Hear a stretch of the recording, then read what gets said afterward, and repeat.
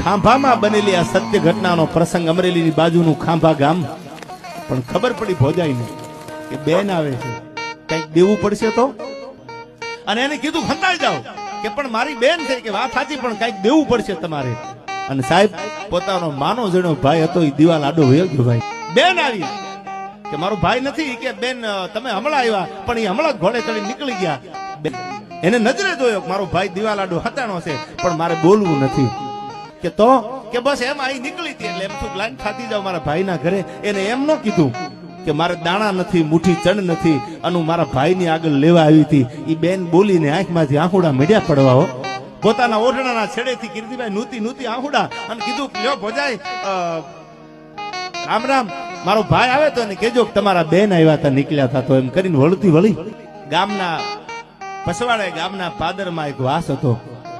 અને સાહેબ ખાટલો નાખી અને જોગડા નામનો એક દલિતનો દીકરો ત્યાં બેઠેલો. ભાઈ ચલો આમ જોયું કે આ તો મારા ગામની દીકરી છે, ગામના નાતે મારી બેન.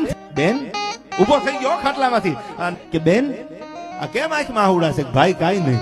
એ ઓળખતી હતી મારા ગામનો છે, ભલે દલિતનો દીકરો છે, પણ મારા ગામનો મારો ભાઈ છે. એ કે ભાઈ કાઈ નહીં. એ કે બેન તને મારા ગળાના હમ છે, મને કે તારી આંખમાં આહુડા કેમ છે?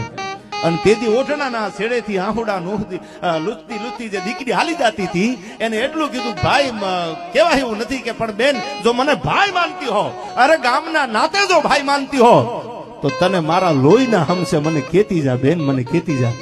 અને તેથી ઓઠણાના છેડે આહુડા નૂતી નૂતી રોતી રોતી એ બેન બોલે છે ભાઈ ઘરની વાત બીજાને કરાય નહીં, પણ પીડા એ વાતની થઈ કે મારી ભોજાઈ ખોટું બોલે ને તો એનું મને દુઃખ ન લાગે, મારી ભાભી જો ખોટું બોલે તો એનું મને દુઃખ ન લાગે, પણ મારા ભાઈને મેં મારી નજરે દિવાલ આડા હંતાતા જોયો છે. હવે તો મારા પગની હેઠેથી ધરતી હરી જાય છે કે હવે જાવું ક્યાં મારે. અને મેં નક્કી કરી લીધું છે ખોળિયું ખાલી થઈ જાય તો મારા ભાઈના આંગણે હવે પાછી ન આવું.